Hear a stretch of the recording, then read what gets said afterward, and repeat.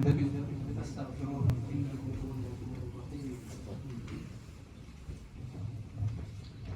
praise be to Allah subhanahu wa ta'ala. We praise Him, we thank Him as much as He deserves.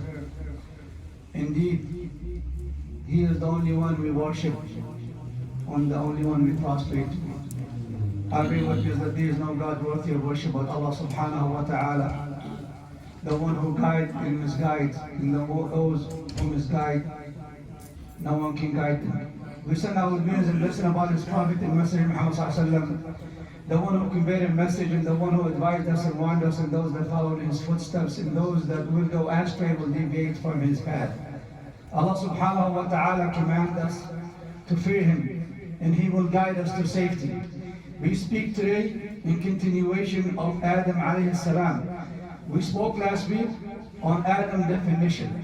How Adam alayhi salam was created, the wisdom from his creation, the wisdom from Adam alayhi salam offsprings, the evolution of Adam creation, and how Allah subhanahu wa ta'ala teach Adam everything and all the names.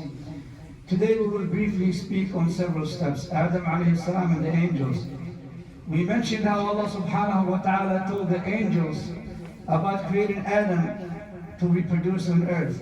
Then the angels questioned in response. Allah subhanahu wa ta'ala taught Adam alayhi salam all the names, and Adam alayhi salam introduced everything that he learned and taught the angels.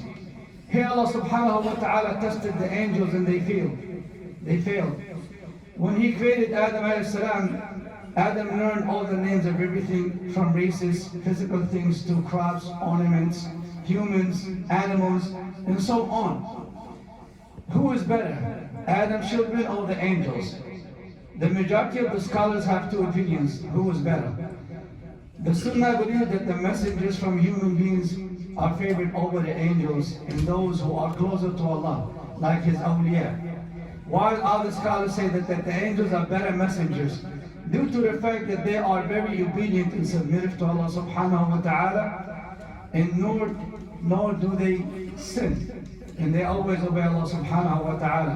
While other opinions were some verses in the Quran and how Allah subhanahu wa ta'ala said that the believers are the most and the best to Allah subhanahu wa ta'ala, and some prophetic hadiths like the standard of Arafah, how Allah subhanahu wa ta'ala will compare His people, those that come to Arafah, and will be proud of them and show them to the angels and will say, look at this. So this is another opinion. How the angels prostrate to Adam alayhi salam, it wasn't a definition, Arabic tongue. To prostrate is to grovel and submit.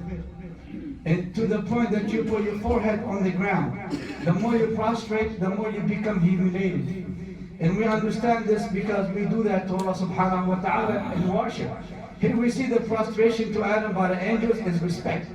Ingredients and tribute of honor to Adam alayhi salam by the commandment of Allah subhanahu wa ta'ala in a form of worship to Allah subhanahu wa ta'ala that He commanded them to prostrate to Adam. Except Iblis, he disobeyed, and he don't want to prostrate to Adam. Adam in paradise, to live in paradise is a privilege. Allah subhanahu wa ta'ala honored the children of Adam, that their final destination will be paradise. Paradise is the origin for humans, as Adam alayhi salam was first placed in paradise in abode in heaven. Then Allah subhanahu wa ta'ala brought him out of paradise in order to carry a mission on earth and reproduce. That is the reconstruction of the universe, and to show the advantage of mankind, and to struggle to fight Satan, and not to fall for his devil's whims or tricks. The Prophet ﷺ taught and warned us how the devil beautified and made things easy for us to sin and fall into his trap. That is the only way Satan can trick you, is by beautifying things for you. Even when it comes to worship, he will come in your worship and try to trick you. Allah subhanahu wa ta'ala grant Adam alayhi salam paradise, but only limited. But to everlasting paradise, it was a decree that we must live on earth, then achieve and accomplish how to enter paradise. What is paradise? That Adam lived in it. The reward or the everlasting is for you to live. That is the reward. Rather, it was a test for Adam alayhi salam, just like Allah subhanahu wa ta'ala tested the angels to prostrate to Adam. except that he ate from the tree that was forbidden. Prohibitions not to eat from the tree, how Allah forbid it. Allah subhanahu wa ta'ala told Adam alayhi salam, eat anything, enjoy everything in paradise except that tree. It was a command first not to eat from the tree, then it became forbidden. Here we must be steadfast and firm when it comes to prohibitions and forbiddens and commands. We must overcome our will and not sin and fall, which differentiates us. And the stronger will that you have inside you will stop you from sinning or falling easy into sinning.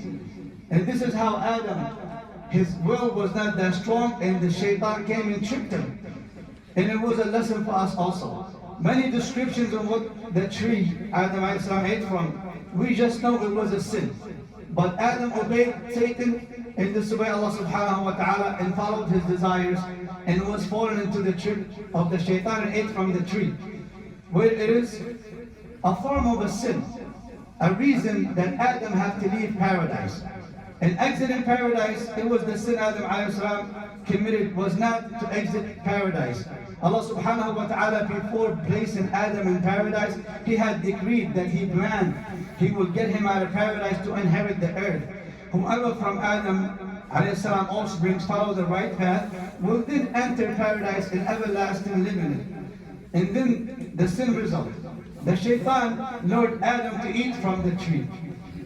And Allah subhanahu wa ta'ala told him to exit paradise, also exit with his offspring. Because in the beginning Allah subhanahu wa ta'ala told Adam, live, and he called him by his name. It was a decree from Allah that he had planned, that Adam alayhi salam, it was like a lower rank, that Adam came from paradise into earth, where Adam will reproduce to inherit the earth. Here, whomever on earth go astray and deviate, and started to obey Satan and fall for his tricks, Allah subhanahu wa ta'ala said that you will come out. Each one of you will be enemy for one another, except those that follow the right path. And then the uncovering and exposing the nakedness when they committed the sin by eating from the forbidden tree. The punishment was to uncover and be in shame. Then replacing, they started covering themselves with the tree leaves because they had committed the sin. And we understand, the Sheikh said, we don't have to know how did they get naked or was they covered with. It was a lot of translations that said that it was covered with nur, light, or it was piety or fear of Allah subhanahu wa ta'ala. But it was for us to learn that if you disobey Allah subhanahu wa ta'ala, He will take this light from you, and then you will be exposed and shameful by obeying shaitan and disobeying Allah subhanahu wa ta'ala.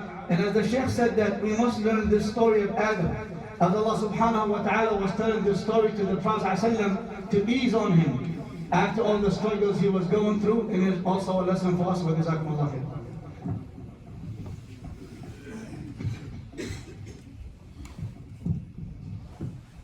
Alhamdulillahi Rabbil Alameen.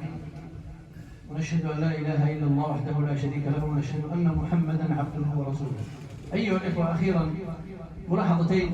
الملاحظة الأولى أفضلية الملائكة عن أفضلية بني آدم. لخصها العلماء جاء في تفسير قول الله تعالى في سورة التين: لقد خلقنا الإنسان في أحسن تقويم ثم رددناه أسفل سافلين. جاء من معانيها وبتفسيرها كلام كثير، منه أن الذي يعبد الله على حق ويكون من أولياء الله يرفعه الله على درجة الملائكة ويرفعه، ومن كان غير ذلك من أهل المعاصي والعياذ بالله وأهل الكفر والمعاصي والبعد عن الله تعالى فيكون أسفل من الحيوان، لأن ما يتميز الإنسان عن الحيوان العقل، وما يبتلى به الإنسان عن الملائكة الشهوات، فالملائكة ليس لها شهوات حتى تبتلى.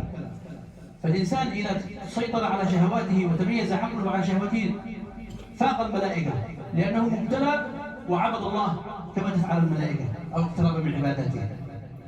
ومن طغت شهوته على عقله سلب هذا العقل وأصبح نقمة عليه، لأنه مكلف بهذا العقل بأشياء لم يفعلها، فأصبح كالحيوانات التي ليست مكلفة، بل أسوأ منها لأنها ليست مكلفة مثلها. هذا قول فصل بالتفاضل، فلذلك الميزان يا إخوة وقل اعملوا فسيرى الله عملكم.